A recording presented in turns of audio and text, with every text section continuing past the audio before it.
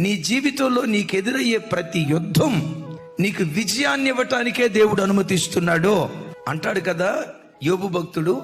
నరుల కాలము భూమి మీద యుద్ధ కాలం అంటే కాలం కాదా అంటాడు. దావీదుని హీరో చేసింది అతని మీదకి వచ్చిన పెద్ద శత్రువే. యోసేపును గొప్పవాడిగా నిలవబెట్టింది అతని మీదకి వచ్చిన శోధన పోతీఫర్ భార్యే. నేనంట నీ సాక్ష్యం ఎప్పుడు గొప్పగా ఉంటుందో తెలుసా? నీకెదురయ్యే సమస్య కూడా గొప్పగా ఉంటే ఆ గొప్ప శ్రమ నీకు గొప్ప సాక్ష్యాన్ని ఇవ్వటం ప్రారంభిస్తుంది. ఏ రోగమనే శత్రువు నీ నేలుబడి చేస్తుందో, ఏ అసమాధానం అనే శత్రువు ఏలుబడి చేస్తుందో, ఏ ఆర్థిక ఇబ్బంది అనే శత్రువు నీ నేలుబడి చేస్తుందో, ఏ సాతాను పదే పదే నిన్ను తరుముతున్నాడో విశ్వసించు.